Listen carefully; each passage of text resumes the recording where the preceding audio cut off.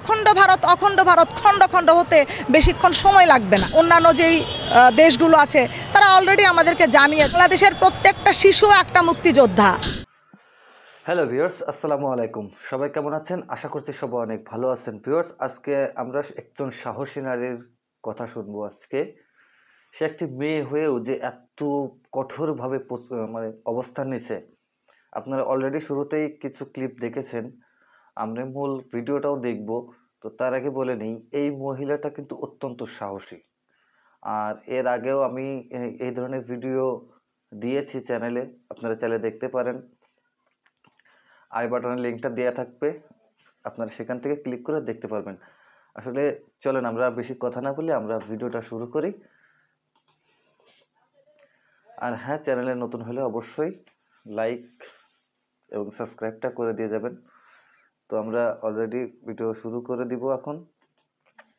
ভারত তো বরাবরই চেয়েছে যে বাংলাদেশকে তারা কোনোভাবে তাদের অঙ্গরাজ্য বানানো যায় কিনা। সেই অঙ্গরাজ্য বানানোর স্বপ্নে কিন্তু তারা যে কেউ একজনকে চুজ করেছে।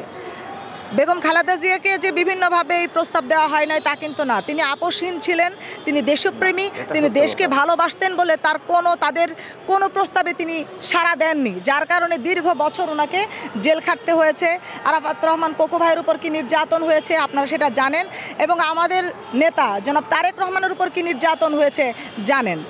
ভারত যদি কাউকে ভয় পায় সেটা শহীদ প্রেসিডেন্ট জিয়াউর রহমানের পরিবারকে ভয় পায়, কারণ তারা সাচ্চা দেশপ্রেমিক। তাদেরকে কোনো কিছুর বিনিময়ে কেনা যায় না। কিনতে পেরেছে শেখ হাসিনাকে, কিনতে পেরেছিল শেখ মুজিবকে, এবং শেখ হাসিনা সেটার যতটুকু তাদেরকে সুবিধা দেওয়ার তিনি নিজের মুখে স্বীকার করে গেছেন যে ভারতকে যা দিয়েছি তা আজীবন মনে রাখবে। এবং বাংলাদেশের জনগণ এখন টের পাচ্ছে ভারতকে তিনি কি কি দিয়ে গেছেন, যার যন্ত্রণা আমরা এখন পর্যন্ত সহ্য করছি। বাংলাদেশটাকে কেড়ে নেওয়ার যে স্বপ্ন ওরা দেখছে, এটা কোনোদিনও সফল হবে না। বাংলাদেশ যদি আপনি বলেন অনেক ছোট্ট রাষ্ট্র, কিন্তু বাংলাদেশের ভূখণ্ডের যে চারপাশটা সেই দিক চিন্তা করলে কিন্তু আমরা অনেক শক্তিশালী।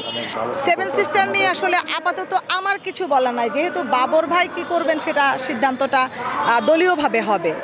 ভারত পেছন থেকে এই পর্যন্ত ইন্ধন দিয়ে যাচ্ছে, এবং এই সরকার বর্তমান অর্থাৎ অন্তর্বর্তীকালীন সরকারকে যেন কোনোভাবেই সফল হতে না পারে, তারা একের পর এক প্রক্রিয়া চালিয়েছে এবং ষড়যন্ত্র করেছে। আর এই ষড়যন্ত্রের জবাব খুব ঠান্ডা মাথায় বাংলাদেশ জাতীয়তাবাদী দলের ভারপ্রাপ্ত চেয়ারম্যান জনাব তারেক রহমান সহ অন্যান্য সমমনা দল এবং ছাত্র জনতা ঐক্যবদ্ধতার মাধ্যমে সেটার প্রমাণ তারা দিয়েছে বারবার। এই দেশকে বাঁচানোর জন্য যতটুকু পদক্ষেপ নেওয়া দরকার যেইভাবে। তো ভিউয়ার্স, আপনারা দেখতে পেলেন এই মহিলার কথা। ইনি কিন্তু সবগুলো কথা আসলে সত্য কথা বলেছে। এবং আপনার কি মনে হয় যে ইনি আসলে সত্যি কথা বলেছেন এবং যে কথাগুলো বলেছেন 100% সঠিক কিনা? যদি সঠিক হয়ে থাকে তাহলে আপনার মন্তব্য দিতে পারেন আমাদের কমেন্ট বক্সে কমেন্ট করে।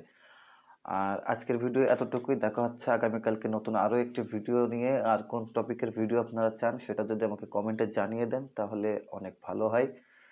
তো যদি আপনাদের পছন্দ মতো কোনো ভিডিও থাকে যার উপর আমি রিয়াকশন দিই, যদি সেই ধরনের কোনো ভিডিও থেকে থাকে তাহলে আপনারা আমাকে সাজেস্ট করতে পারেন।